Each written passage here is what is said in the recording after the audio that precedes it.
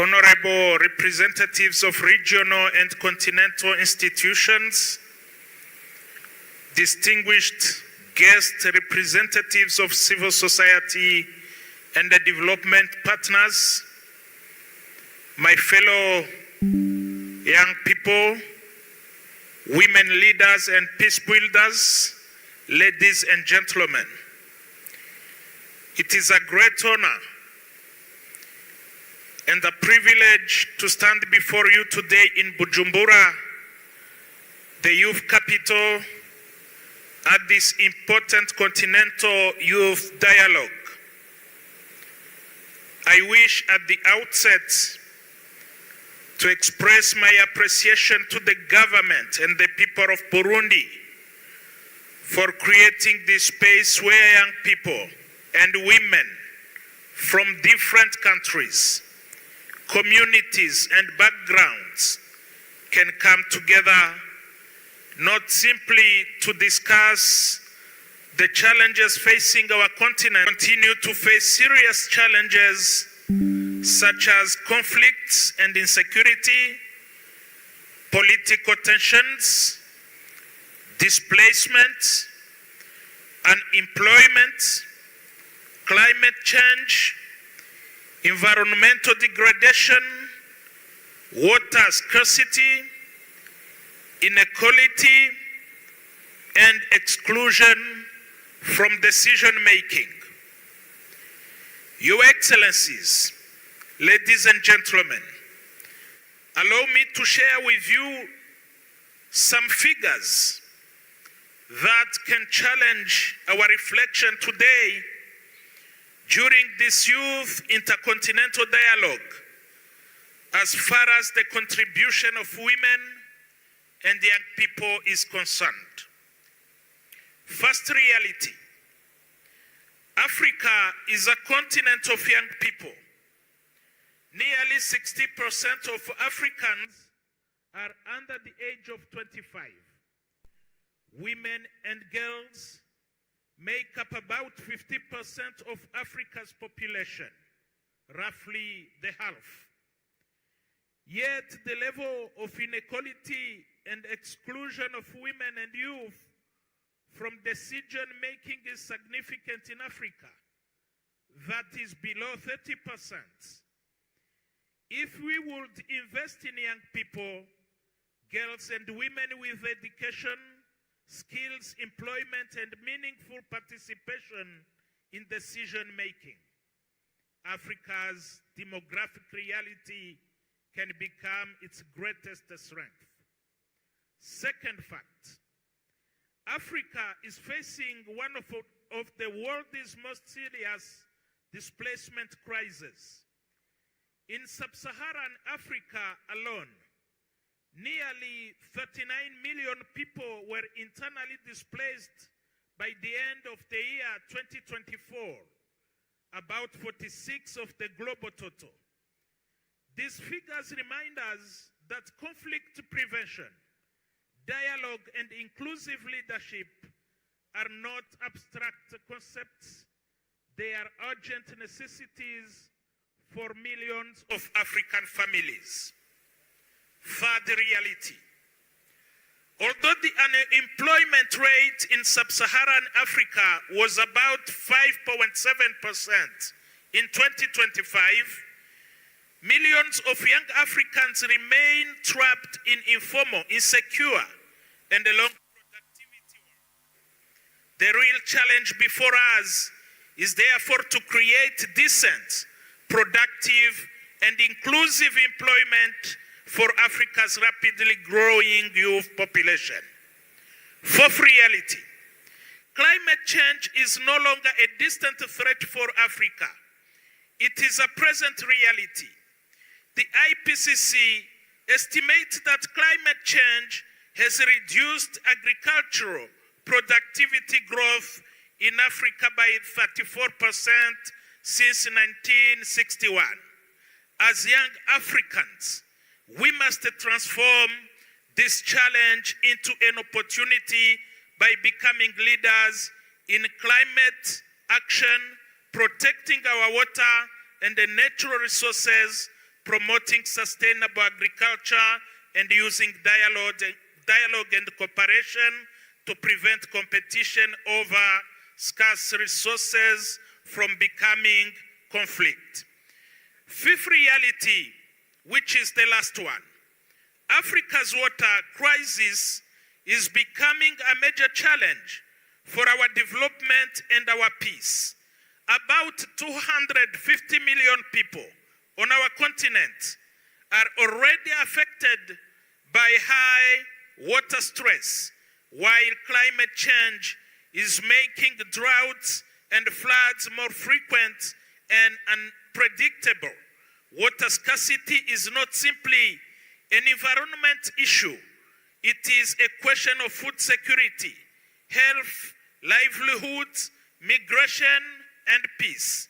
Women and girls are particularly affected because they often carry the responsibility of collecting water.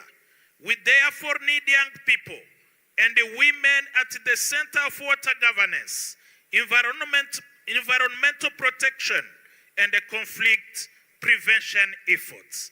Your Excellencies, ladies and gentlemen, these challenges are interlocked, are so important. Peace and security are not only matters for governments, armies, or diplomats. They are matters for every citizen, and particularly for young people and women.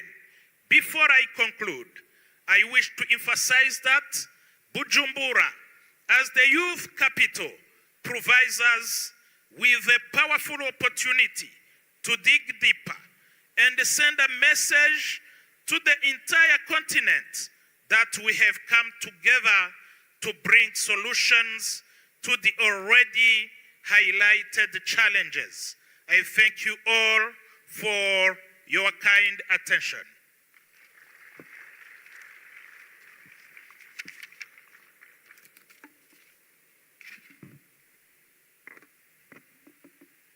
Spécial du secrétaire général des Nations Unies, pour la région des Grands Lacs. The floor is yours, Excellency.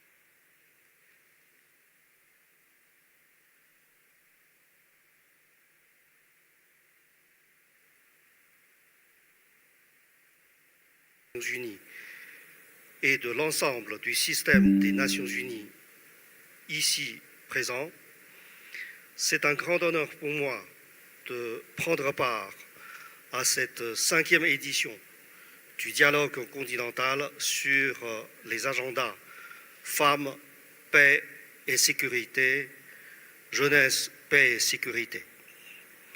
Je tiens tout d'abord à adresser les sincères félicitations du secrétaire général et du système des Nations Unies dans son ensemble, à son Excellence, Monsieur le Président Évariste Ndayishimiye, président en exercice de l'Union africaine et champion continental de l'agenda jeunesse, paix et sécurité, pour son leadership constant en faveur de la participation des jeunes au processus de paix et de décision.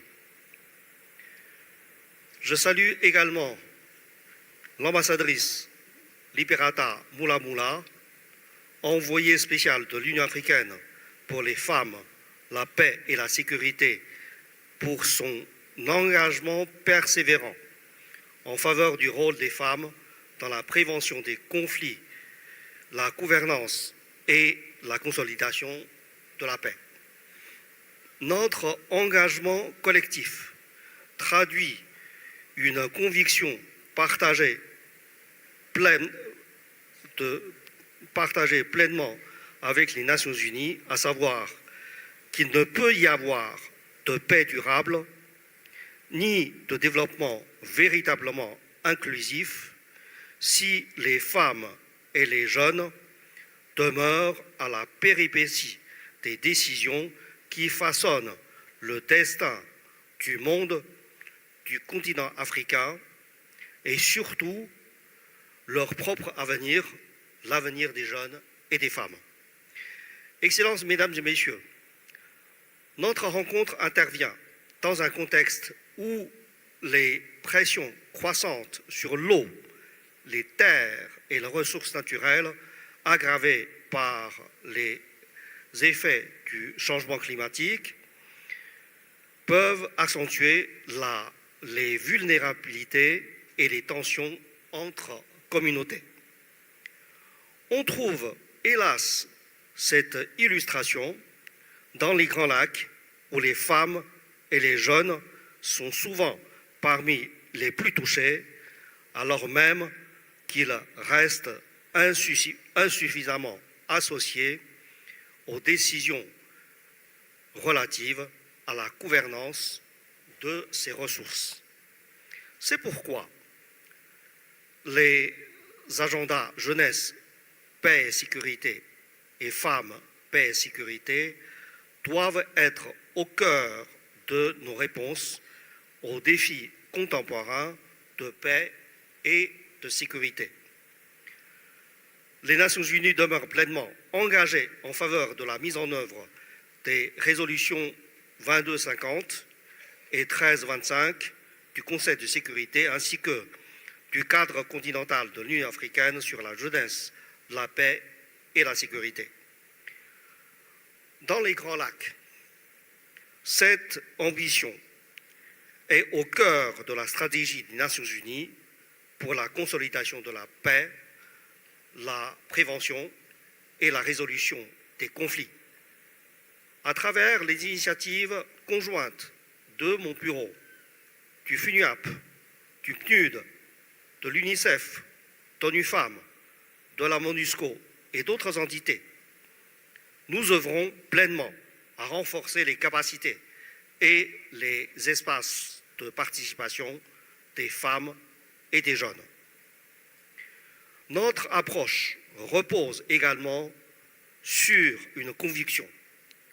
Les défis liés au climat, à l'eau et aux ressources naturelles sont des enjeux de gouvernance, de participation, de justice, de paix et de sécurité. Permettez-moi de citer 3 exemples concrets dans la région des Grands Lacs. En 2025, avec le FUNUAP, l'UNICEF et le PNUD, nous avons lancé le prix Jeunesse en action pour la paix afin de reconnaître et soutenir les organisations dirigées par des jeunes qui œuvrent pour la paix et la cohésion sociale dans leur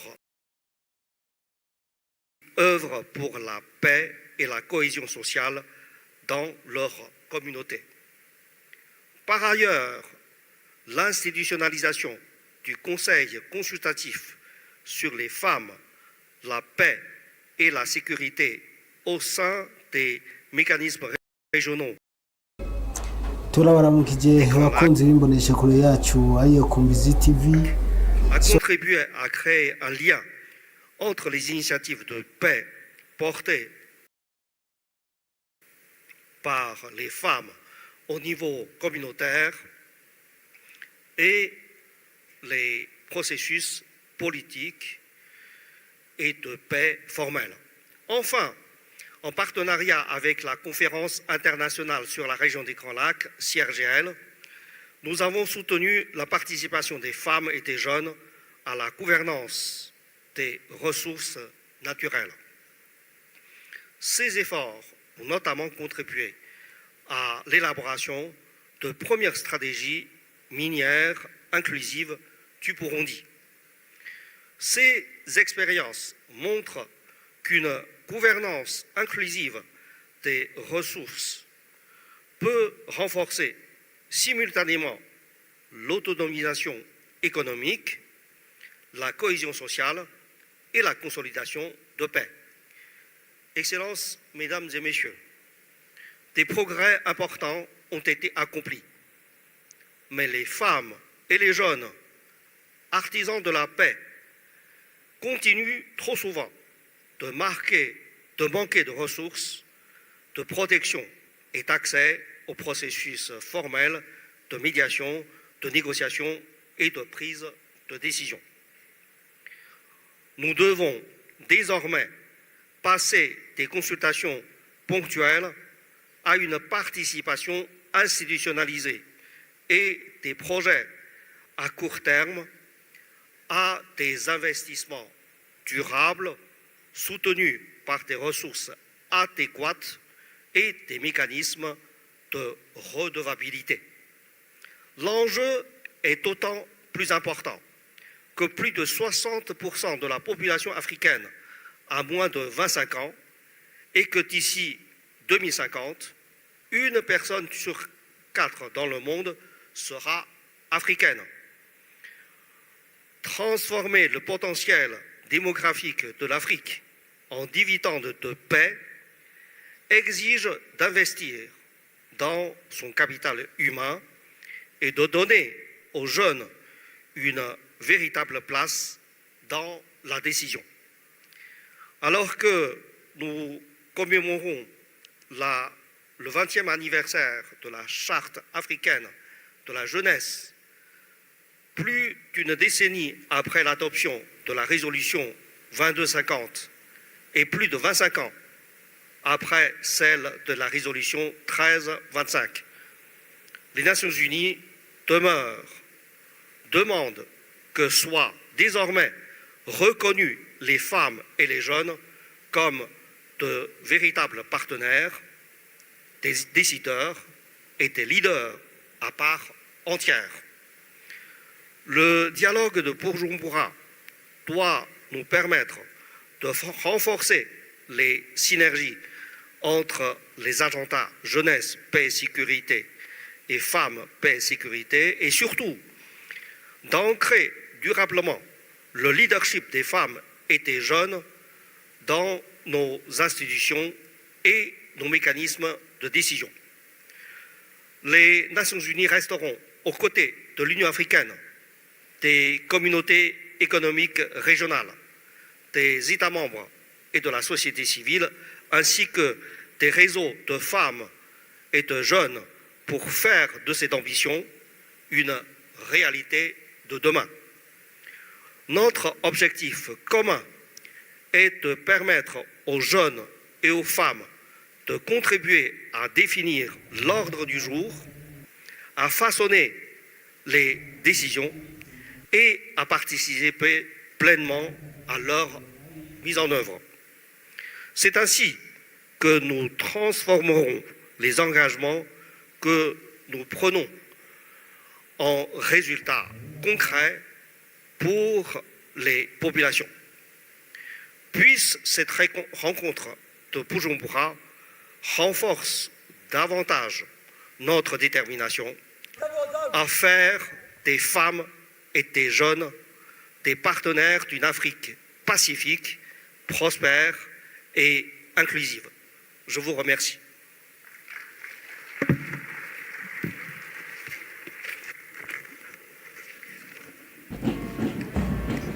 Merci beaucoup, ambassadeur. Nous poursuivons avec son Excellence Madame Marie-Antoinette Rose-Quatre, directrice générale du mécanisme africain d'évaluation par les pairs MAEP. The floor is yours, Excellency.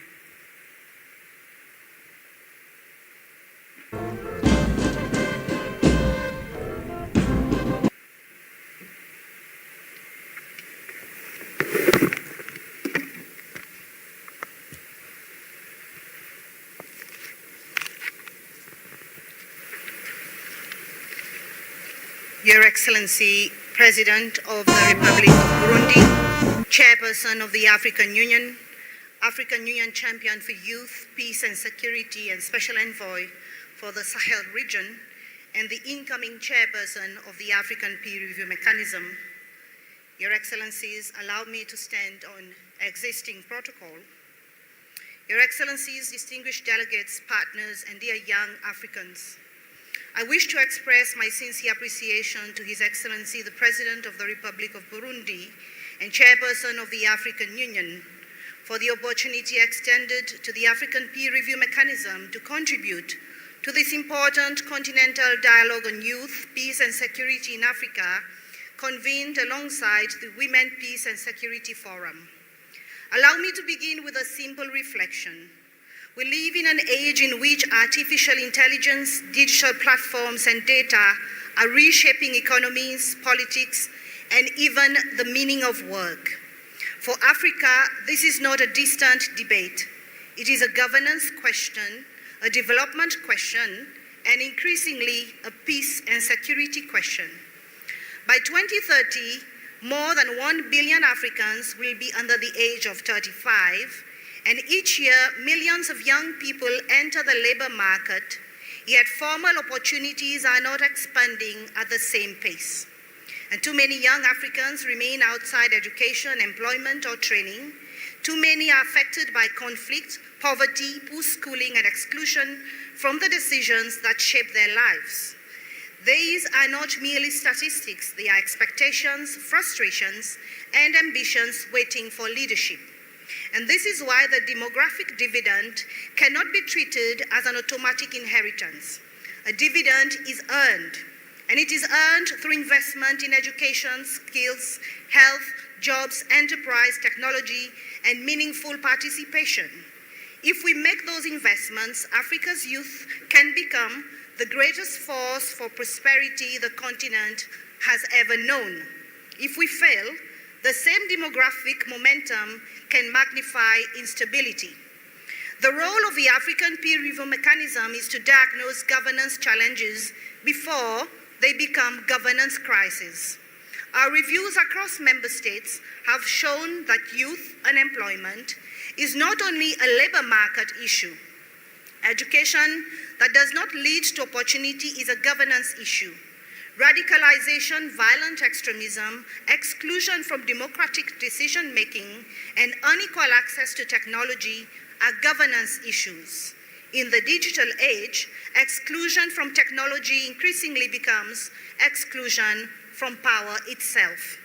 It is for this reason that the African Governance Report of 2027 will focus on youth in governance, selected from more than 10,000 applications to contribute to this process in Bujumbura. And ladies and gentlemen, they are here. Please, can you stand, the young consultants? Are you here in the room? They are at the back. Please give them a big round of applause. That is increasingly connected, but too often economically excluded and underskilled for the future. Third, trust in institutions is under pressure. And fourth, political participation is changing. Some young people are turning away from conventional institutions, while digital mobilization and street protests are becoming powerful forms of expression. If governance deficits affecting young people remain unresolved, over the next 5 to 10 years, Africa risks a period of generational turbulence.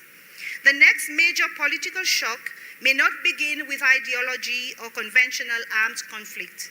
It may begin with a young population concluding that institutions do not listen, economies do not include them, and elections do not materially improve their lives. We should not wait for crisis to discover that exclusion has consequences. And the next conflicts may also be shaped by competition over basic necessities, especially water.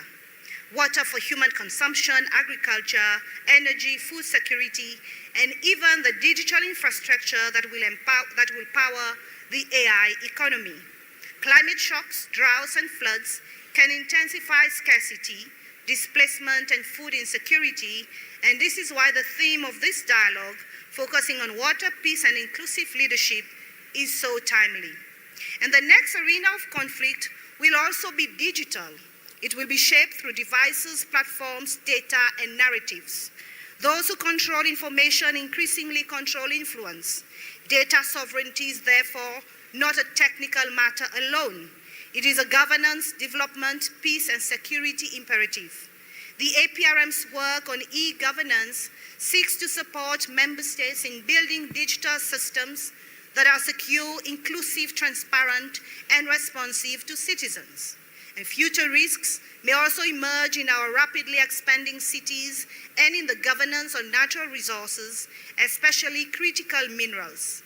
Urbanization without planning, jobs, housing, transport, water, and sanitation can turn cities into spaces of exclusion. Critical minerals can become a source of renewed conflict or a foundation for transformation. The choice depends on transparent, accountable, and citizen-centered governance. I do not raise these issues to paint a somber picture of Africa's future. I raise them as a collective reality check. Early warning is not meant to create fear. It is meant to create responsibility. An early warning without early action is merely a well-written obituary for a crisis we could have prevented. And the African Youth Charter 20 gives us a rare opportunity to reset.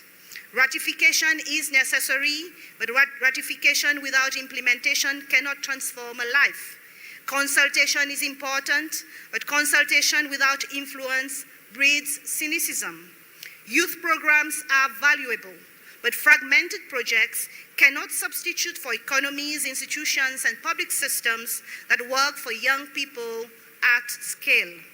To Africa's young people, I say, continue to scrutinize us, demand evidence, ask what changed, insist that public commitments produce public results, but also organize, innovate, participate, and help build the institutions you demand.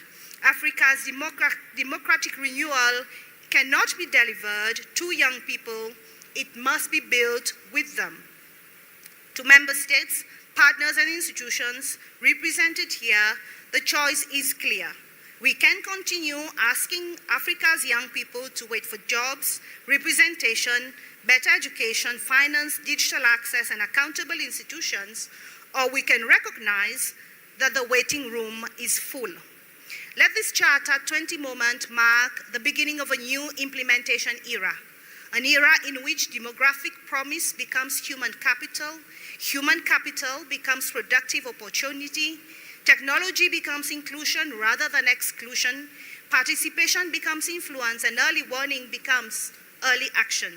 Working together can move beyond promises to action and make a meaningful and lasting impact in the lives of Africa's young people.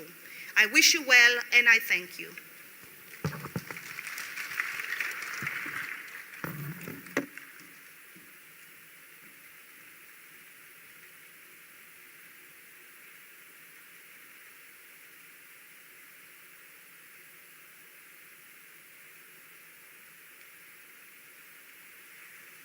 Thank you.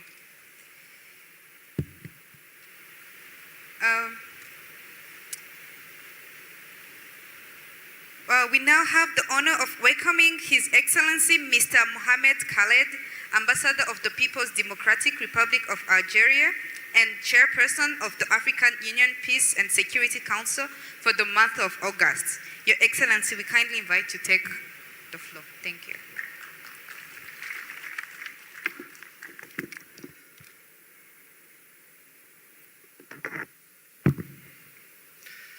Excellences, Monsieur Évariste Ndayishimiye, Président de la République du Burundi, Président en exercice de l'Union africaine et champion de l'Union africaine pour le Nexus Jeunesse, Paix et Sécurité. Excellences, Madame Angeline Ndayishimiye, Première Dame de la République du Burundi, Excellences, Monsieur Domitien Ndayizeye, ancien président du Burundi et président du panel des sages de l'Union africaine, Excellences, Mesdames et Messieurs les membres du gouvernement, hauts représentants des autorités du Burundi, tout protocole observé, Excellences, Commissaire Bankole Adeoye, commissaire de l'Union africaine aux affaires politiques, à la paix et à la sécurité, Excellences, Commissaire Gaspard, digne représentant du Burundi auprès de la Commission de l'Union africaine, Excellences, Mesdames et Messieurs, chers collègues, distingués jeunes, femmes présents aujourd'hui. On behalf of the African Union Peace and Security Council, it is my honor to address you today at the opening of the 5th Continental Dialogue on Youth women, peace and security in Africa. This year's dialogue is convened under a theme that is very close to the priorities of the Council, as it seeks to elevate the leadership role of the youth and women in conflict prevention, peace building, and the promotion of sustainable peace through responsible water and resource governance. At the outset, allow me to express the profound appreciation of the Peace and Security Council to the government and to the people of the Republic of Burundi for their warm hospitality and for their continued leadership in advancing the Continental Youth Peace and Security Agenda, including by being one of the only 8 countries on the continent to have formally adopted its National Action Plan on Youth, Peace and Security. We especially commend the personal commitment of His Excellency President Evariste Ndayishimiye, whose role as the AU champion on youth, peace and security continues to inspire greater continental actions towards meaningful youth participation in peace, security governance and sustainable development. Excellencies, ladies and gentlemen, the Peace and Security Council has consistently affirmed that Africa's peace and security challenges cannot be resolved without the meaningful inclusion of women and youth as equal partners in prevention, mediation, peace building, and governance.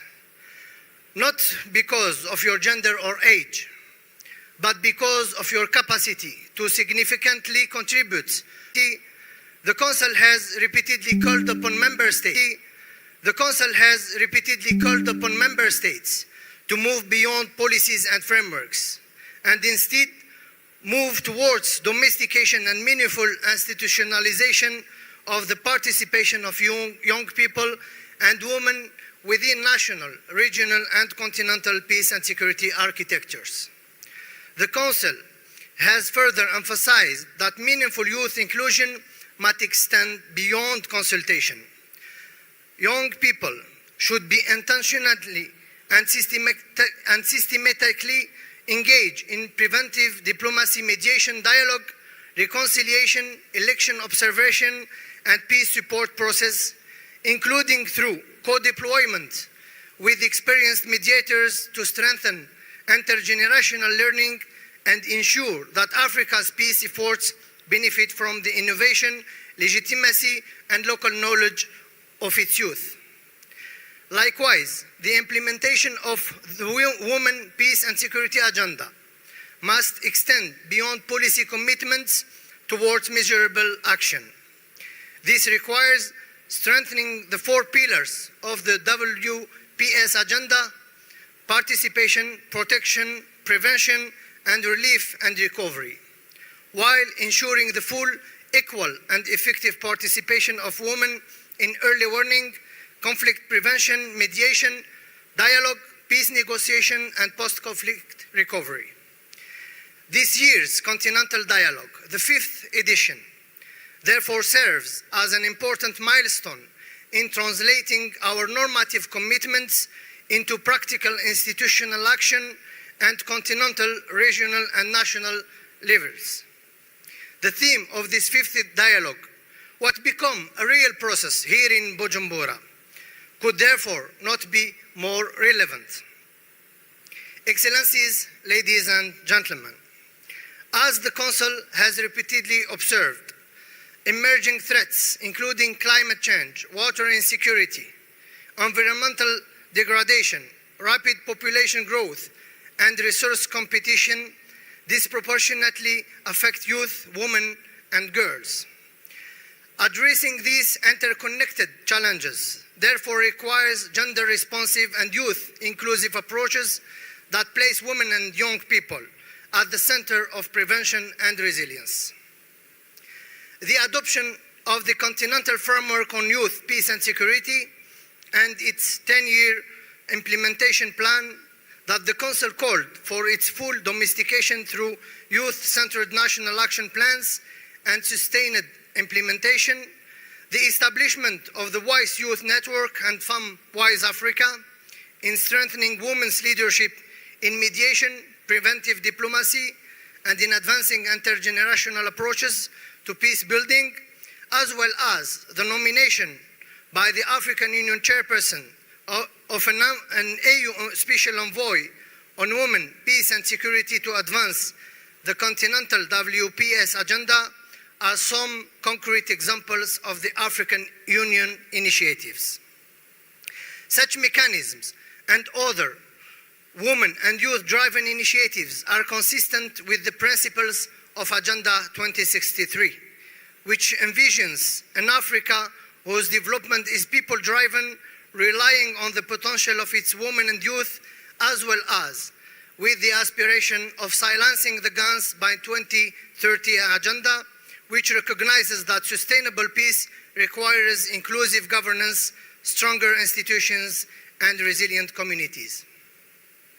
Excellencies, ladies and gentlemen, the Peace and Security Council welcomes the emphasis placed on strengthening the synergies between the youth, peace and security, and women, peace and security agendas, and wishes to reaffirm its commitment to, first, accelerating implementation of the Continental Framework on Youth, Peace and Security and its 10 years implementation plan. Second, accelerate implementation of the Women, Peace and Security Agenda and the AU Continental Results Framework. Third, institutionalizing the meaningful participation of youth and women within governance, preventive diplomacy, mediation, and peace process. And last but not least, promoting responsible governance of natural resources, including water, as an essential pillar of conflict prevention, resilience, and sustainable peace.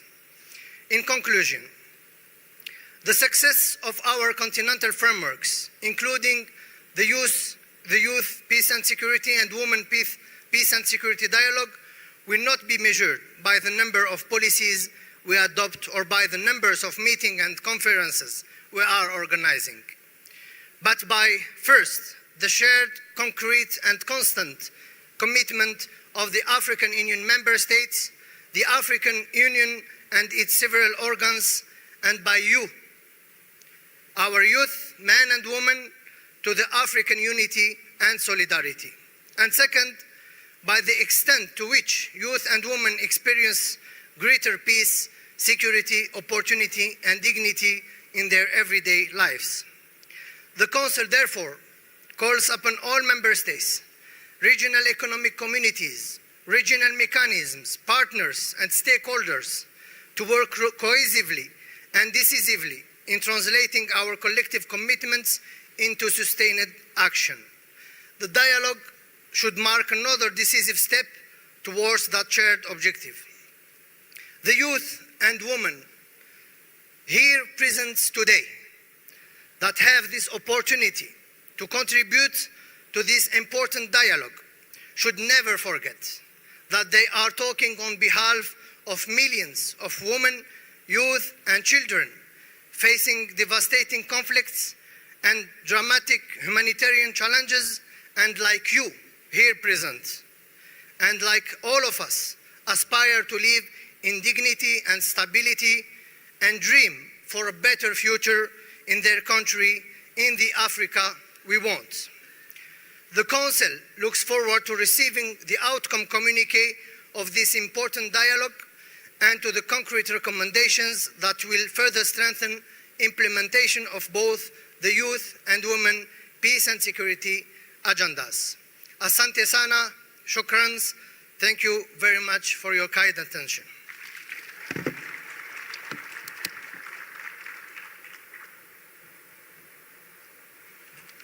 Thank you so much, Excellency.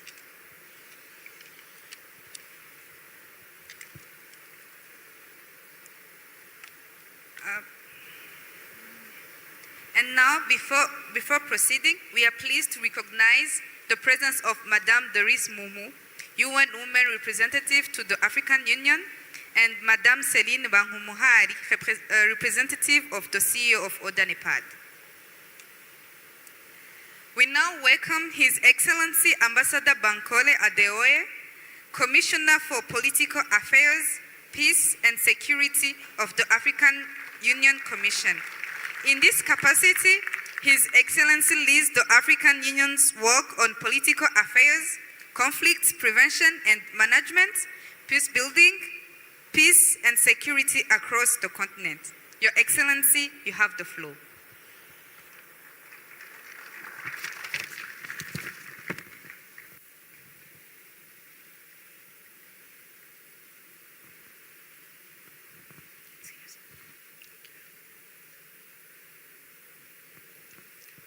Excellency, President of the Republic of Burundi, Chairperson of the African Union, and the champion on youth, peace, and security. Excellency, First Lady of the Republic of Burundi,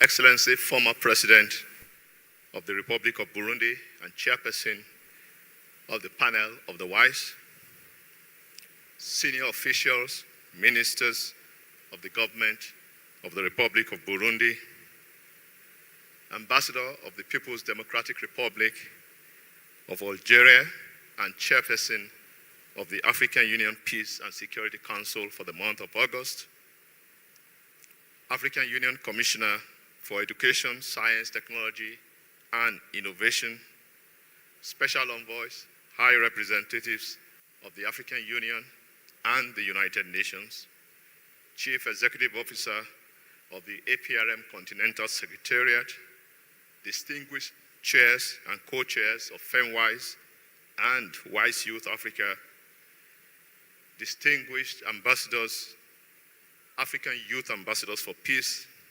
ladies and gentlemen. First and foremost, I wish to express profound appreciation for the hosting of this 5th Continental Dialogue. On behalf of the Chairperson of the African Union Commission, His Excellency Mahmoud Ali Yusuf.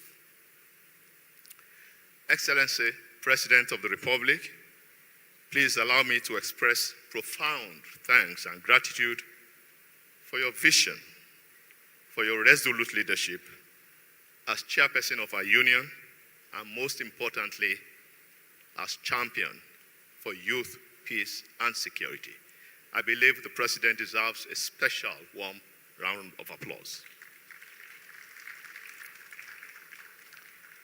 For us in the African Union Commission, we thank the government and people of Burundi for their continued commitment. This is resolute commitment. Bujumbura has become, indeed, an enviable destination for advancing intergenerational dialogue on peace, stability, and security. The theme, as many of the speakers have stated, is both timely, inspiring, and also consequential. It speaks directly to our collective responsibility to build peace and advance the conditions that may prevent peace, particularly water security. Excellency, President of the Republic, since there have been many speakers before me, from the chairperson of the Burundi National Youth Council to Ambassador Khalid, I will summarize my presentation into 5 pillars. First is vision. The African Union presents the vision. Agenda 2063, the Africa we want, is a youth-driven vision. But it is also supplemented by the African Youth Charter, that is 20 years this year, and certainly by the Maputo Protocol on Women's Rights, which is 23 years. The vision is present, Excellencies. Over 2 decades, the African Union has continued to embrace a broader understanding of peace building one that connects African women and youth to governance, to development, human rights, and peace and security. So women and youth are not merely beneficiaries of this agenda. They are champions, they are catalysts for conflict prevention, for conflict resolution, for democratic governance, for African solutions to African problems, and to silencing the guns. So this vision subsists. But the second pillar is inclusion. Today, the question is no longer whether women and youth are ready to participate in governance or security issues. The real question is that, are we prepared to make their leadership meaningful, sustained, and permanent? Meaningful inclusion, therefore, must go beyond representation. Women and young people must share public policy, influence decision-making, and lead peace building. Excellencies, the third pillar that everyone before me has spoken about today is about partnership and it's about participation. No institution can build peace in solitude. No country can achieve sustainable security in isolation. We are all in this journey together. Therefore, the dynamism of African youth and the resilience and leadership of African women are powerful assets for social change, for social justice, and to build community cohesion. We must therefore continue to advance this agenda because the African Union Commission remains committed to working with member states, regional communities and mechanisms, the United Nations, the civil society, the youth and women groups, development partners, and all stakeholders. We must translate continental commitments into national and regional action. The fourth, Excellency, is empowerment. Investing in people is fundamental, absolutely fundamental. The African Union has continued to strengthen the capacities and the participation of women and youth across AU processes, particularly, as Ambassador Khalid mentioned, in AU election observation missions, making them direct participants, witnessing democracy at work. Under the leadership of President Ndayishimiye, and with the commitment of member states, we must invest even further in decisive leadership for the next generation of African peace builders to silence the guns now. My fifth pillar is resilience, Excellencies. The ultimate measure of our success will not be the number of frameworks we adopt, but the resilience of our institutions and our communities. We therefore remain steadfast in strengthening the institutional pathways that will make inclusive and sustainable peace possible. As we move forward, Excellencies, let us be guided by these 5 pillars. A shared vision, inclusion that makes women and youth the centerpiece of leadership, empowerment that transforms commitments, resilience that enables Africa to move from commitments to action. In conclusion, Excellencies, let me quote a woman of substance, an African leader, former president of the Republic of Malawi, Her Excellency Joyce Banda, who stated, and I quote, "The seeds of success in every nation on earth are best planted in women, youth, and children. Let us therefore continue to invest in Africa. Let's continue to invest in Africa's women and youth, not tomorrow, but from today. Together, we can build the Africa we want. Peaceful, inclusive, secure, stable, and prosperous. We can do more together. I thank you.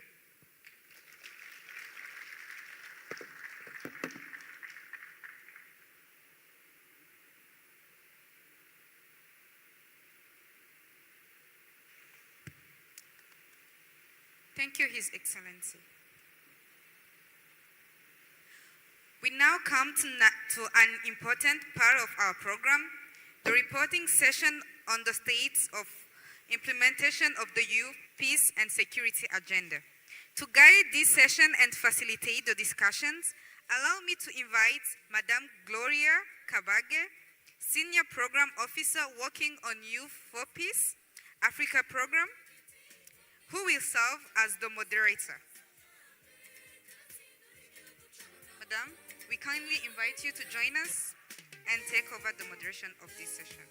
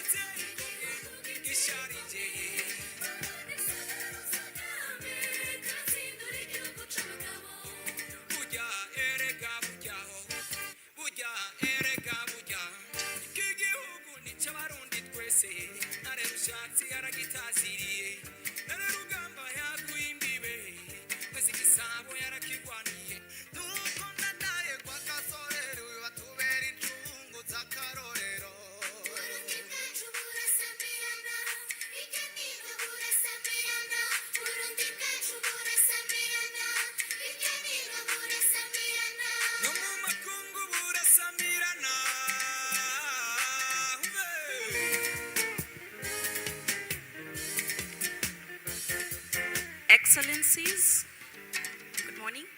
Excellencies, distinguished participants, aligning myself to already established protocol, I would like to move us to the next session of our program, which is going to give us an overview of the state of play and the state of implementation of both the Women, Peace and Security Agenda and the Youth, Peace and Security Agendas within the African continent. To guide us through this session, we will have a series of speakers speaking to both the state of implementation of the WPS and then followed by the state of implementation on the YPS. To start us off for this session, I would like to invite Her Excellency, Ambassador Liberata Mulamula, the AU Special Envoy on Women, Peace and Security, who will speak to the state of implementation of the WPS agenda within the African continent. Please give her a round of applause as she takes the stage.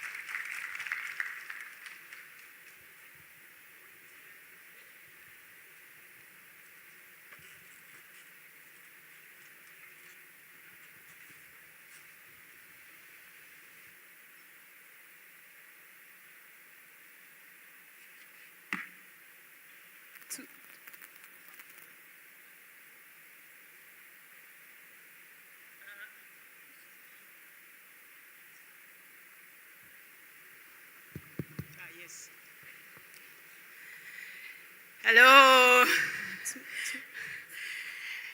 Excellencies, Nyakubawa, President wa Republic, Nyakubawa, the First Ladies, Banyakubawa, Excellencies, Youth Leaders, Women Leaders, Mjambo. Tugira mahoro. Salam alaikum. Bonjour à tous. Asante sana. I've been asked to I don't know, to set the stage for this next program. Your Excellency, President Evariste Ndayishimiye, urakoze cyane. We are so happy and delighted to be back in Bujumbura. As they call it, is the capital of the youth. But I wanted to add on, it's the capital of the women and leadership.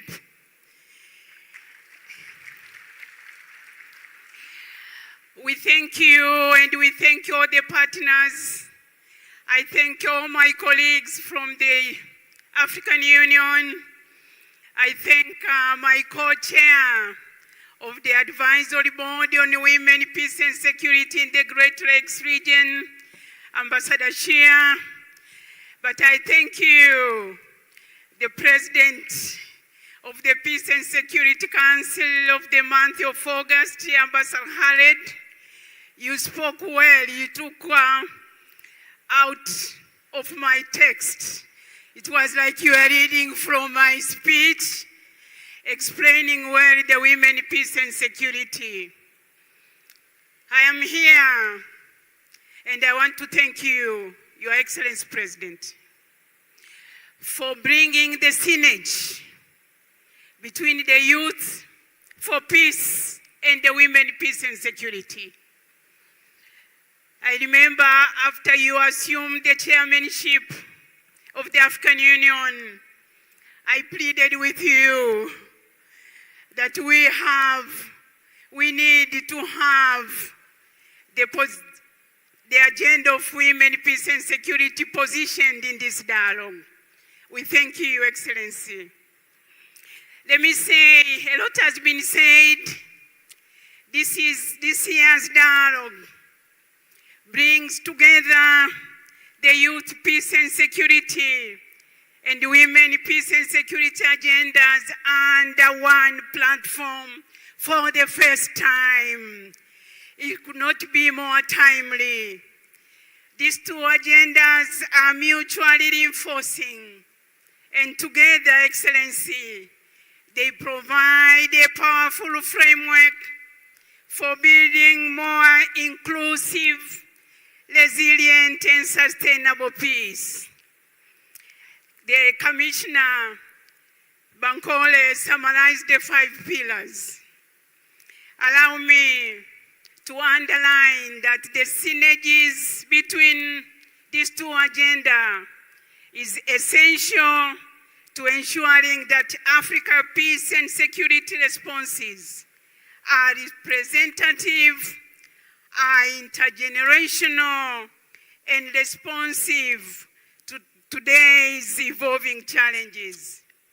In particular, Excellencies, we must recognize the unique contribution of young people, young women who stand at the intersection of both agendas and whose leadership is essential to preventing conflict, responding to crises, and sustaining peace.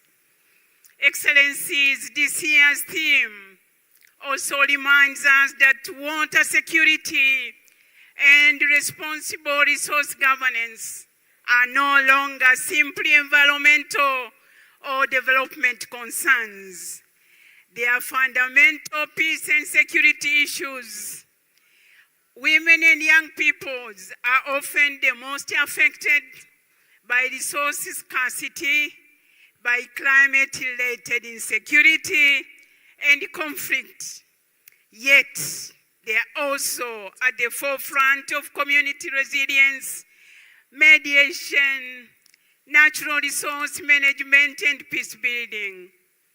It has been underlined the need for institutionalizing the women and the young women voices expertise, and leadership is therefore not a matter of inclusion, but a strategic imperative for preventing conflict and building lasting peace across our continent.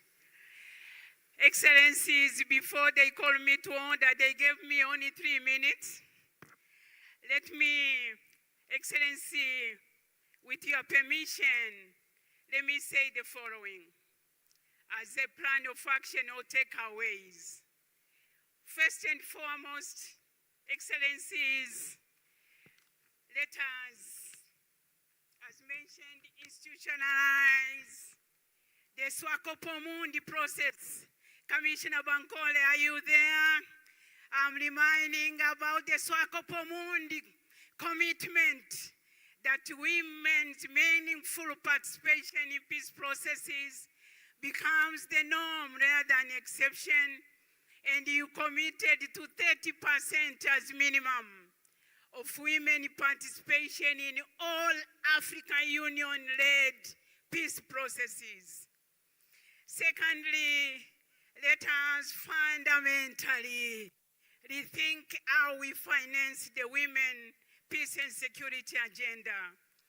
I call upon member states to institutionalize gender-responsive budgeting, conduct gender audits of national budgets, and adopt gender-responsive public finance legislation that guarantees predictable domestic financing for national action plans.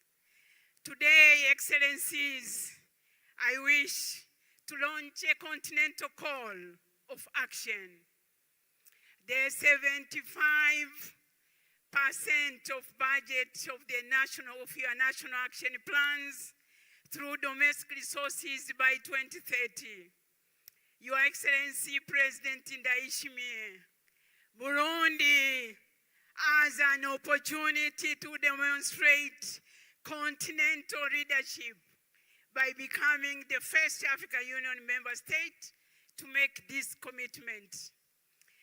Let us strengthen accountability by accelerating the signature, the ratification and domestication of African Union Convention on ending violence against women and girls. I want to thank Your Excellency and Burundi for being the first, among the first signatories to this convention on ending violence against women and girls. Through you, Your Excellencies, and through the Speaker of the National Assembly, Your Honorable, we would like to see that this convention that was signed is expedited through the parliamentary process so that Burundi joins Gambia in ratifying this historic and important convention. Your Honorable Speaker, I'm putting this call to you, and I thank you in advance, Orakoze Chane. And finally, let us strengthen the synergies again between the women peace and security and the youth peace and security agendas. Young women are not the leaders of tomorrow alone. They are already mediating conflicts, mobilizing communities, and shaping Africa's peace and security landscapes. Our institutions must recognize, support, and invest in their leadership today. Excellencies, Africa has developed the frameworks. Africa has demonstrated the political will. Now we must demonstrate the same ambition in implementation, because the true measure of women peace and security agenda will not be the commitments we make, but whether African women and girls are able to influence peace processes, access justice, lead recovery, and shape a more peaceful, inclusive, and resilient continent. I'm happy that Her Excellency, the First Lady, will be chairing the next session as we interrogate the full equal and meaningful women participation and leadership in peace processes. With those few remarks, before I'm called to order, Excellencies, let me say thank you very much. Asanteni sana.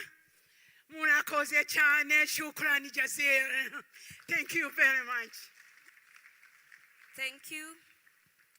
Thank you so much, Ambassador Mulamula, for those rousing remarks and that overview on the state of women, peace and security within our continent. I would now like to invite Honorable Justice Effie Owor, who is the co-chair of the Network of African Women in Conflict Prevention and Mediation, popularly known as FEMOIS Africa, to give us a small summary within 3 minutes, Honorable, in terms of how the FEMOIS Africa Network is incorporating and supporting the implementation of the Women, Peace and Security Agenda. Excellency, I hand over to you.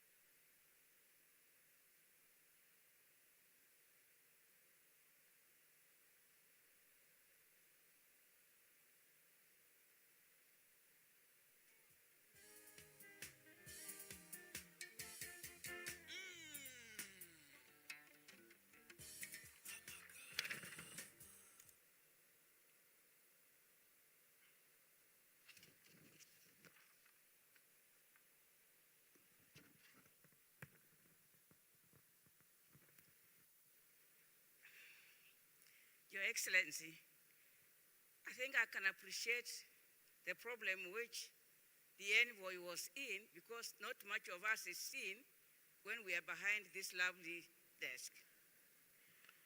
Your Excellency,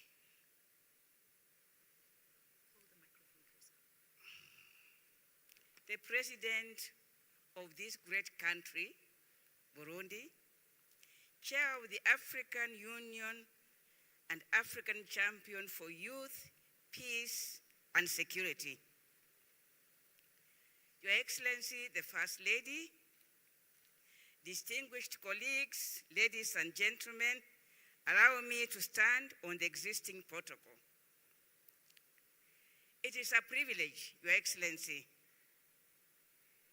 to me to address this continental dialogue on behalf of the FEMOIS Africa, the African Union Network of Women Mediators, and the panel of the WISE African Union, Your Excellency, whose chair now is your own brother, the ex-president of this republic.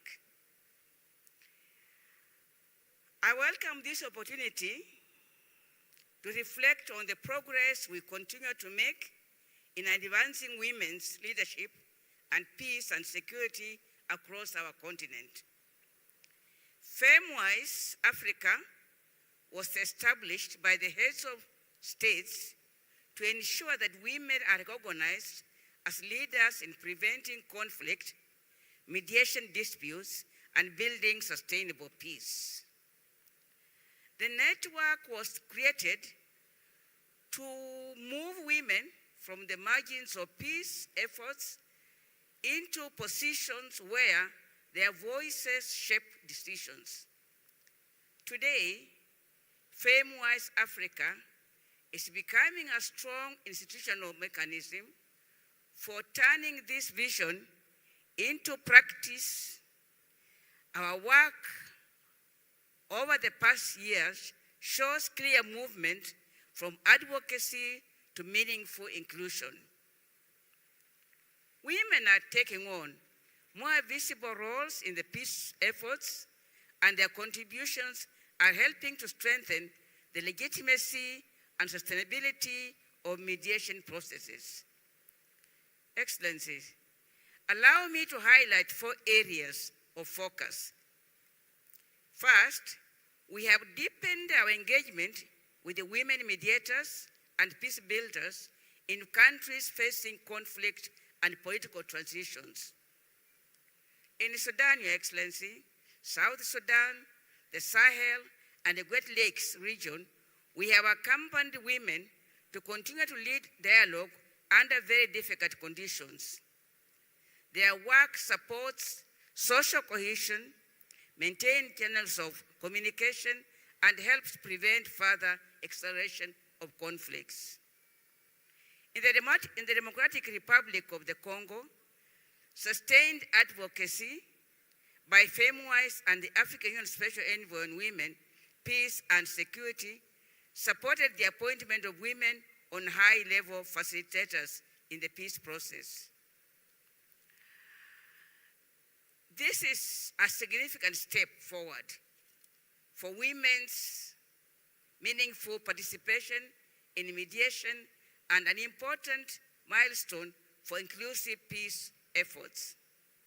Throughout the Sahel, Your Excellency, Women Dialogue has brought together, FEMWISE has brought together women mediators from the grassroots, national, and inside networks. They have addressed challenges linked to violent extremism in the communal tensions, climate-related conflicts, and displacements. These engagements further reinforce the need to link women's community-level initiatives with the formal peace processes at the national and continental levels. Second, FEMWISE Africa is expanding its presence as regional and at national levels. National chapters have been established and are now active in Chad, Morocco, South Africa, South Sudan, Uganda, Malawi, Ethiopia, and other African countries. These chapters give women mediators a platform to organize, build skills, share knowledge, and contribute more directly to peace efforts in their own context. Preparations, Your Excellency, are underway for new chapters in Kenya, Algeria, Mozambique, and the Democratic Republic of the Congo. Discussions also are progressing on regional chapters in Great Lakes region and with the community of Sahel states. This decentralization is helping to build a stronger and more coordinated network of women mediators across Africa. Thirdly, FEMWISE Africa is becoming more integrated into AU-led preventive diplomacy and mediation. Women mediators and peace builders continue to be deployed alongside the panel of the WISE and the WISE youth networks, included in all electoral contexts. Technical expertise from FEMWISE is also being deployed to support Africa-led peace processes.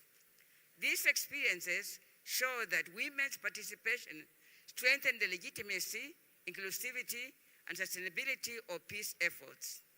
Fourth, we are investing in intergenerational solidarity. Our collaboration with the WISE Youth Network reflects our belief that women, peace and security, and youth, peace and security agendas they must work together.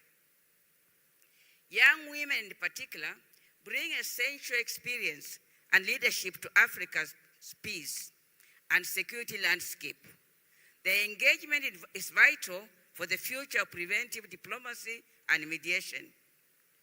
Excellencies, FEMWISE is looking ahead with determination. We will remain engaged in the conflict setting.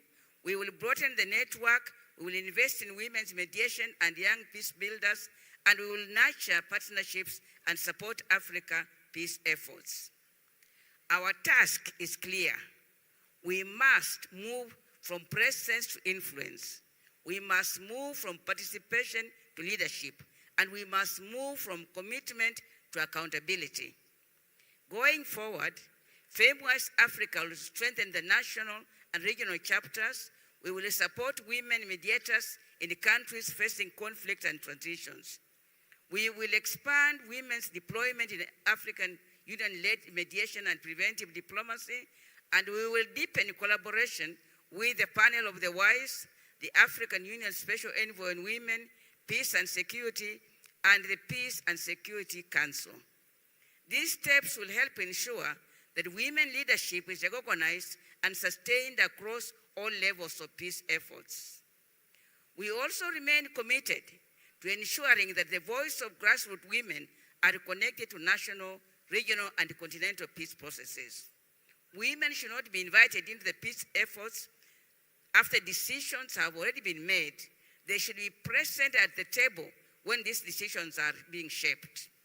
Let us continue working together for a future in which African women are not only represented at peace processes, but recognized, supported, and empowered as leaders in shaping Africa's peace and security agenda. I thank you. But before I leave, Your Excellency, may I congratulate, through the First Lady, may I congratulate the African women who make sure that the resources we need for peace, meaning the youth, will be present in the coming generation in bigger amounts. Congratulations, African women, for doing a good job and producing the youth. Thank you.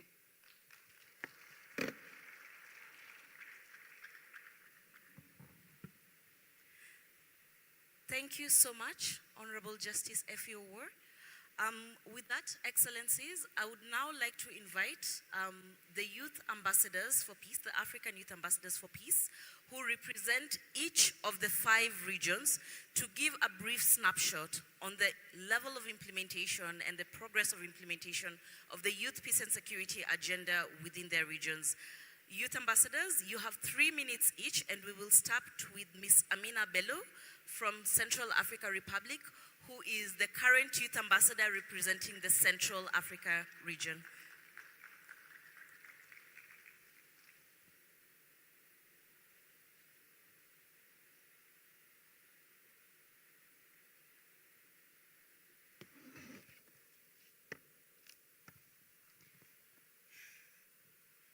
Excellences, Monsieur l'Évariste Ndayishimiye, Président de la République du Burundi, Président de l'Union africaine, champion de l'Union africaine pour la jeunesse, paix et sécurité, Excellence Madame la Première Dame, Excellence l'ambassadeur Bankole, commissaire de l'Union africaine aux affaires politiques, à la paix et sécurité, Excellence, tous les protocoles observés,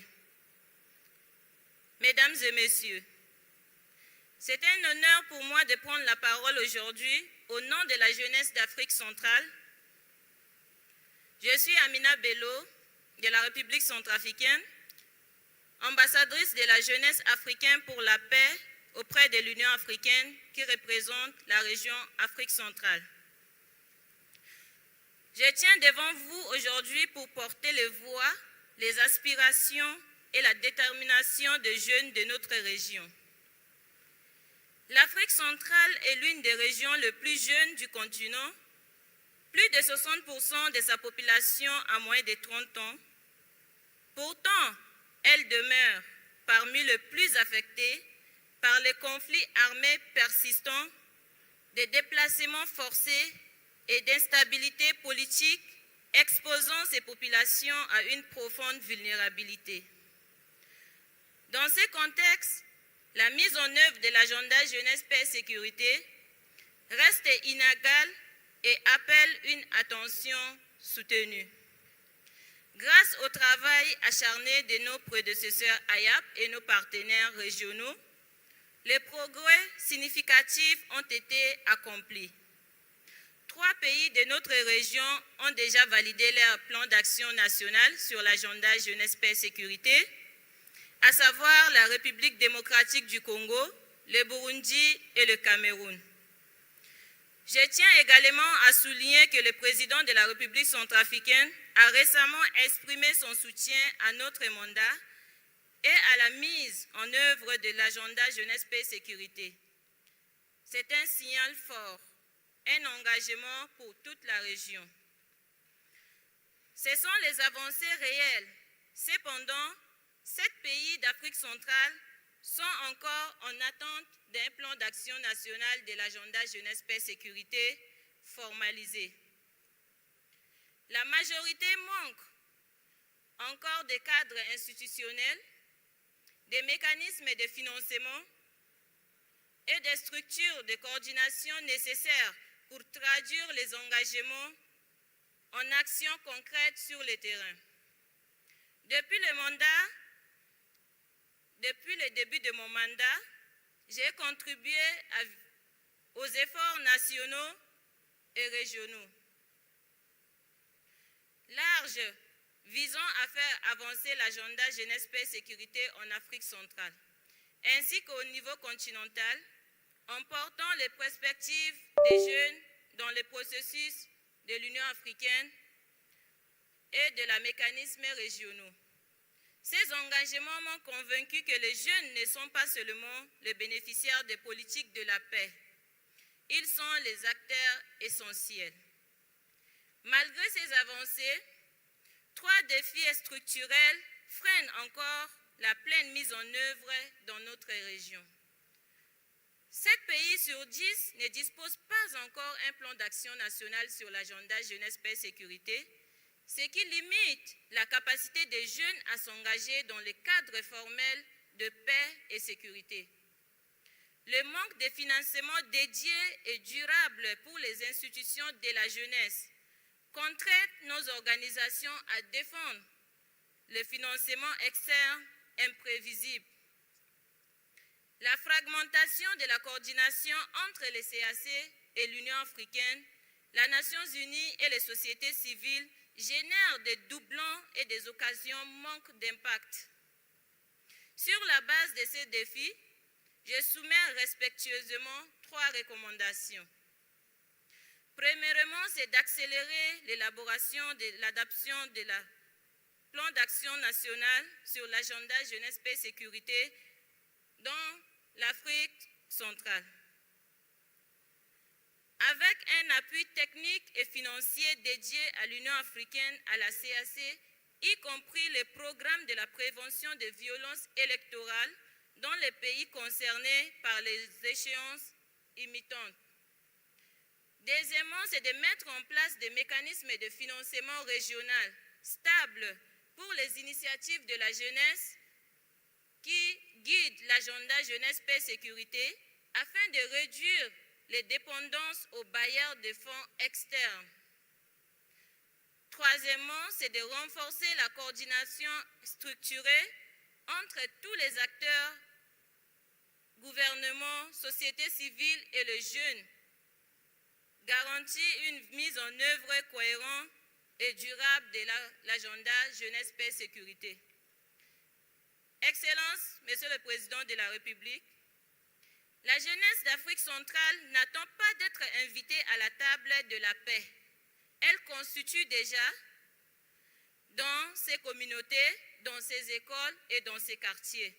Ce dont elle a besoin, c'est que les institutions marchent avec eux, avec des ressources, avec la confiance et les espaces réels pour diriger. La paix en Afrique centrale construira par les jeunes et non sans les jeunes. Je vous remercie pour votre attention.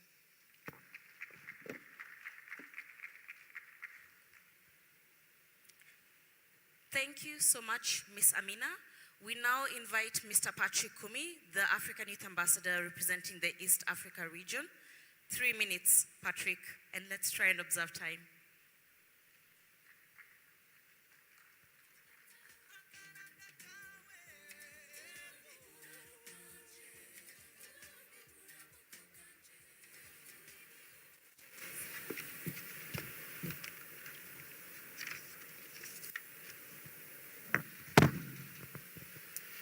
Your Excellency, the President of Burundi and the African Union Champion on Youth, Peace and Security, and also the Chairperson of the African Union, allow me to stand on already established protocol. It is an honor to share an update on the state of youth, peace and security implementation in the Eastern region. As the youth ambassador of the region, and also someone that have a first-hand experience in working with the children affected with armed conflict, and also as someone who understands displacement from my personal experience and how the YPS agenda speaks to these realities. Across the region, youth, peace, and security continues to gain momentum. We continue to see greater attention from government, regional institutions, stronger engagements by the young peace builders, and important steps in translating the agenda into national frameworks. One clear example is the progress about national youth policy, peace and security frameworks. My own country, South Sudan, has just recently adopted its national youth peace and security strategy running until 2028. Kenya has developed its first national action plan on youth peace and security, while countries like Uganda, Tanzania, Somalia, Ethiopia are at different stages of developing their own. And that exactly tells us that the agenda itself is moving very fast. But the phase and the depth of implementation of this agenda is still very different across the different regions or in the particular Eastern region itself. Because developing the framework is another big thing, but making it work for the young people themselves, it's also another different thing. Across the Eastern region, young people are responding to tensions. We see this in Sudan, we see this in South Sudan in their own communities. They are supporting dialogues, they are working across the differences and contributing to peace on places where affected by conflict, displacement, political tensions, and also climate pressures. Yet we continue to see that many of them still struggle to access the resources and the formal spaces where peace and security discussions always happen. Financing remains a major challenge. There is still a gap in how institutions and actors work across in the region. At the same time, while young people are increasingly invited into the consultations we continue to have in the continent or in the region, we still need to see that more consistent participation in these spaces by the young people, specifically where decisions are actually made. Most importantly is when I joined this mandate, I am not starting from zero. The previous Eastern Youth Ambassadors for Peace have laid a very big foundation. They have helped advance the youth peace and security discussion in our region, including working around the national action plans, regional consultations, and also intergenerational dialogues. They have helped create safe spaces for peace builders to engage with the regional and continental processes. I know many young peace builders from Eastern African region are in this room today, and I want to recognize them because much of the progress we continue to see in the region or we are speaking about is also built through the work they continue to do every day in their own communities. In this current mandate, we are building on this work together through the recent Addis Ababa technical consultations and our engagements with young people across Eastern African region, including countries like Somalia and Comoros. We continue to hear one single message across the region. The next phase should be implementation. And from all this conversation, I see three key things that deserves all our attention. The first, we need to move from national action development to financing and implementing. Where plans already exist, we need to support them with the budget, clear responsibilities, and accountability. Where we don't have these plans, we need to support its development. The second, we need more predictable and accessible financing for youth-led peace-building organizations. Many of these organizations are doing a long-term peace-building work, but still depend on very short projects. This is not sustainable. The third, young people need a more consistent places where peace and security decisions are actually made. This includes conflict prevention, early warning, electoral processes, and awareness resources. Your Excellency, in the Eastern African region, we have already made a very huge progress, and we must acknowledge that. But perhaps the defining question for all of us in the next couple of years should be, are our efforts translating to meaningful impact? Can a young peace builder working in a refugee settlement, a border community, or in the places where conflict is, and actually, can they be able to see these commitments working? Can they access the resources when they need it? Can they still enter the spaces where decisions are made? Can they influence what happens in their own communities? When we have the answers, or if we can answer yes to all those questions, more consistent across the Eastern region, then we will know that youth, peace, and security is at the same time gaining momentum and also creating change to those who deserve it most. Thank you. Thank you so much, Patrick. I will now invite Ms. Hasna Tamam, the African Youth Ambassador for the North Africa region, to speak to the progress of implementation within her region.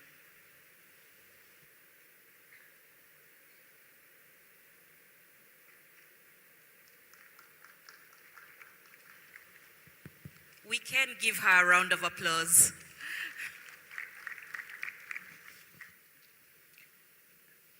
Your Excellency, the President of Burundi, Your Excellency, Ambassador Bankole Adoué, AU Commissioner for Political Affairs, Peace and Security, allow me to stand on all existing protocols. Good morning, Sabah al-Khair, Assalamu alaikum. It's a privilege to reflect briefly on the evolving youth, peace and security framework in North Africa. Across the region, we are witnessing a growing recognition that investment in young people is not only a development imperative, it's equally an investment in conflict prevention and building positive peace. This is particularly important in a region often perceived as a relatively peace, insulted from conventional conflicts, yet one that continue face multiple changes and complex challenges of political, social, economic, and security pressure affecting young people. Encouraging in a positive way, this recognition is increasingly reflected in national policy frameworks. As Egypt adopted national youth policy in 2025, while Algeria launched its new national youth strategy and has deposited its instrument ratification of the African Youth Charter. Tunisia has indicated its intention to develop a national action plan on YPS. Mauritania continues to implement its national youth, peace and security for 2023-2028. Libya, meanwhile, has adopted its national youth strategy for 2026 to 2030. And Libya currently is developing a dedicated youth, peace and security framework linked to it, while Morocco is working on its own national initiative for human development, under which they launched a platform for youth to reflect on their projects and their initiatives. Those kind of experiences are really important because they raise an important question. Because rather than viewing youth, peace and security as an entirely separate policy architecture, we can increasingly embed it into within existing national youth development, prevention, and peace-building frameworks. Distinguished Excellencies, Let me reflect on one of the most important experiences on YPS in Northern Africa region. The emerging Libya experience provides an instructive example. Libya is advancing its youth peace and security framework through a partnership that brings together young people, public institutions, security actors, and civil society. This process operates through two complementarity pillars. The first, engage institutions, including the Minister of Justice, Interior, and Defense, through dialogue and capacity building.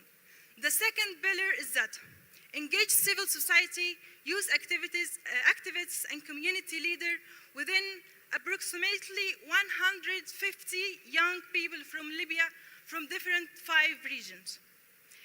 Importantly, the process is intended to move beyond consultation, and it seeks to, first, generate concrete policy recommendations, second, support locally led youth initiatives, and third, to establish a Libya Youth Coalition for Peace Building as a platform that connecting youth from institutions, civil society, and community within decision makers. These experiences underscore a broader lessons from Northern Africa. This lesson is that track 1.5, track 2 are very important in the region to advancing YPS framework. Think tanks, policy frameworks, civil society organizations, and above all, youth-led organizations are creating a space where formal institutions may not always able to reach. Across the region, the CSOs and the track 2 actors were able to, in Libya, facilitate community dialogue, supporting conflict transformation and strengthening political participation. In Tunisia, they have supported youth participation and enhancing the government ecosystem. In Egypt, they were able to increase the ability to build the capacity of youth on peace and security. Those are a few examples among others. Distinguished excellencies, we also witnessed regional platforms such as Aswan Youth Dialogue, Tangier Process, and youth diplomacy forums in Wahran further demonstrate the growing space for youth peace and security in Northern Africa region. The question before us is not simply whether Northern Africa need more youth peace and security policies.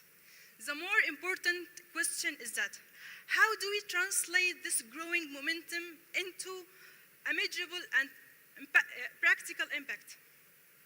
And now allow me to highlight 4 priorities. First, we must strengthen coordination among government, regional institutions, and civil society. Second, we need to invest in implementation. Framework require resources, institutional ownership, clear timeline, and mechanisms for accountability. Third, youth participation must move beyond consultation. Young people must increasingly have meaningful space to contribute to decision-making on prevention, governance, and building positive peace. And fourth, and which is very important, we need to deepen regional cooperation and experience sharing while supporting RICS and REMS in Northern Africa region to further institutionalize YPS and embed it into their institutions. And always remember, as North Africa region, as a non-violent region, it's worth to know that YPS in non-conflict setting is required for advancing positive peace and preventing conflict.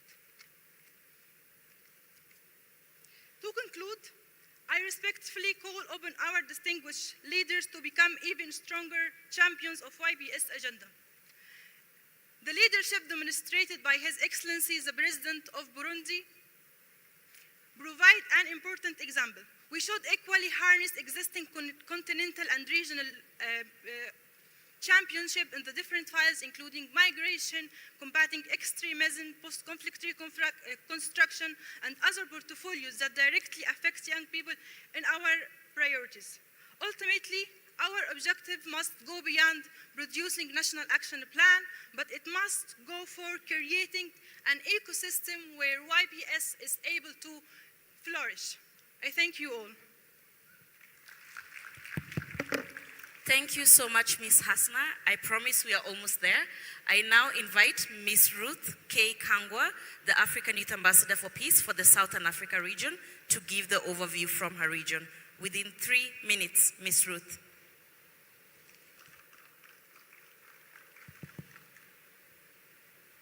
Oh dear.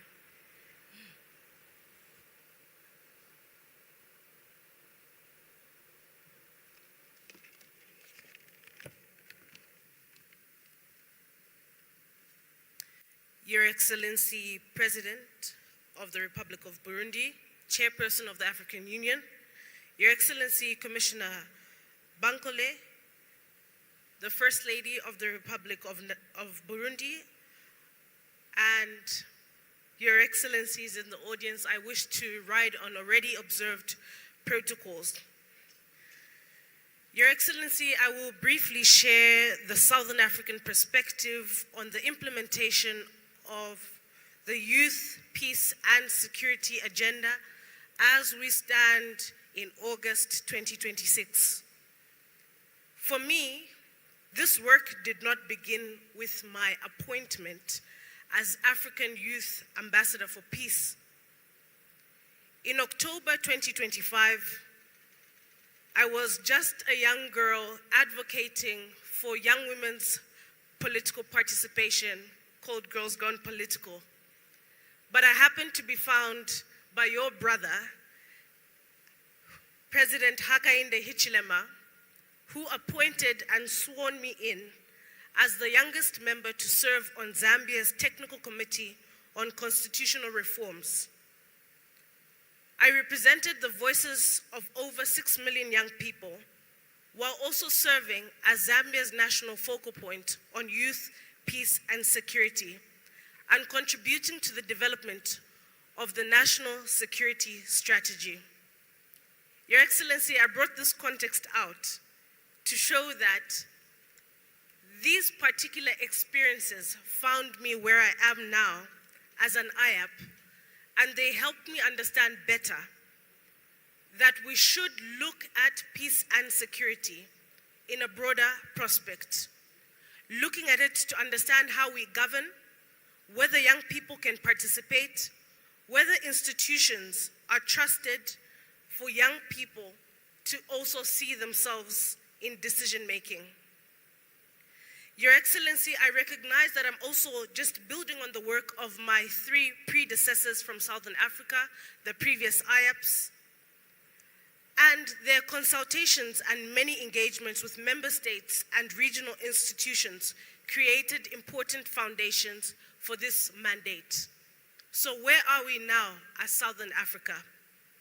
Your Excellencies, I would describe the region as making very encouraging progress, with countries advancing the agenda at different stages and in very different ways.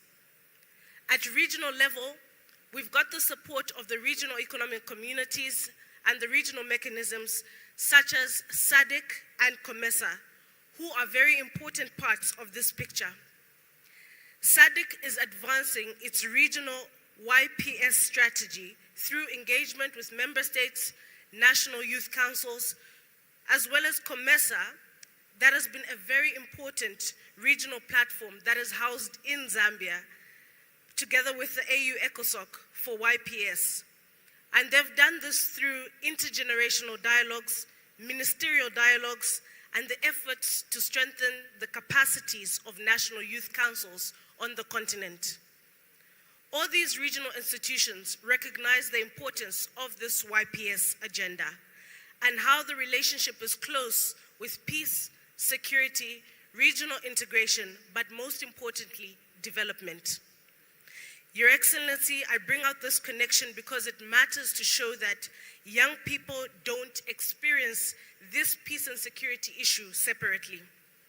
A young person who cannot find employment or who is excluded from political participation, who is exposed to misinformation, organized crime, violent extremism, or is displaced by conflict or climatic-related shocks, or a young person who has no safe avenue to raise concerns, does experience both a development and a peace and security challenge at the same time.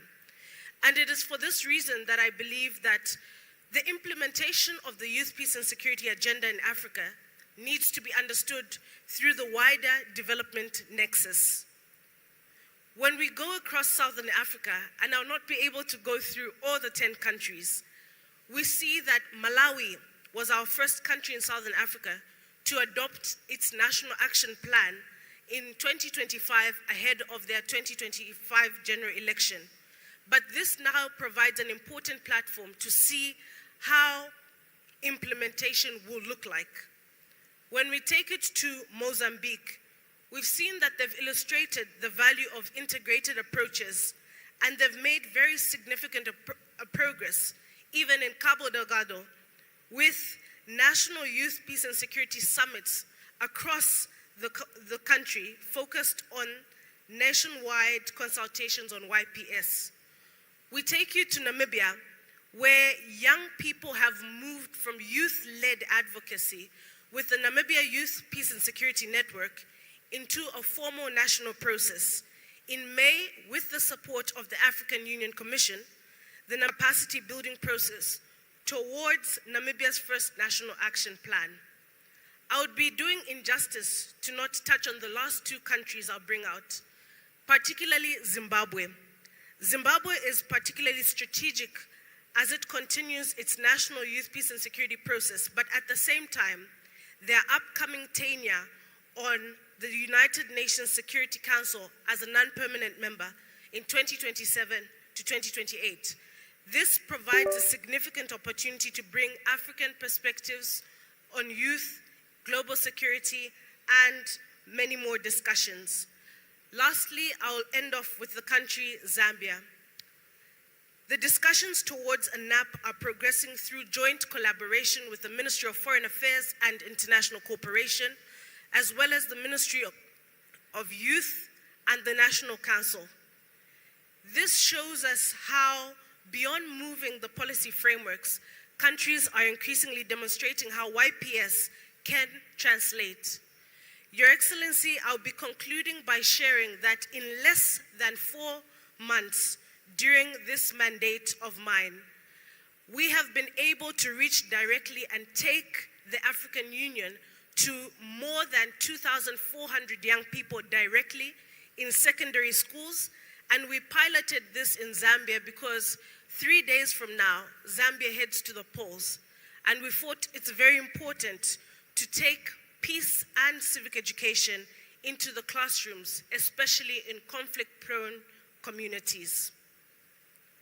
I end off now by also bringing a dear country to my heart, where I actually grew up, South Africa.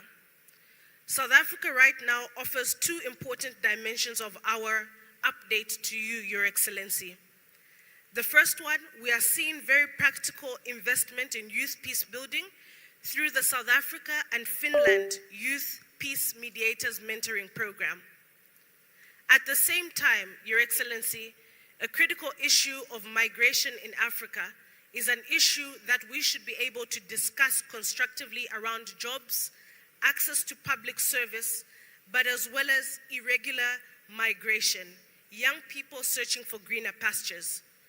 The South African government has been very clear about its responsibility to manage its borders and enforce immigration law. President Cyril Ramaphosa has also emphasized that migrants should not become scapegoats for unemployment, crime, or pressures on public service. From a YPS perspective, this is relevant that I thought I bring this out because irregular migration, human trafficking, drug trafficking, unemployment, community tensions can intersect very quickly. As I walk away, I encourage everyone in the room to continue strengthening meaningful, peaceful participation, peace education, and preventative diplomacy.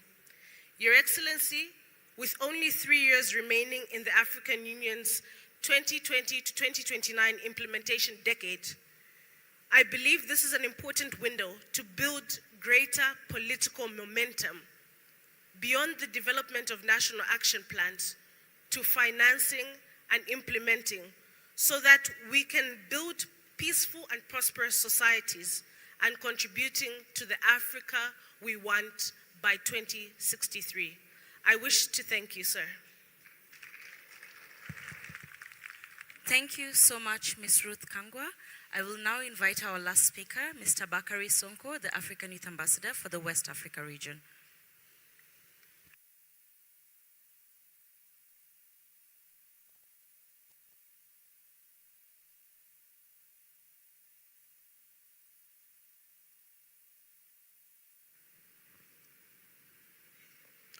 Your Excellency, President Evariste Ndayishimiye, President of the Republic of Burundi, Chairperson of the African Union and AU Champion for Youth, Peace and Security, Your Excellency Ambassador Bankole Adiole, AU Commissioner for Political Affairs, Peace and Security, Your Excellencies, allow me to stand on already existing protocols.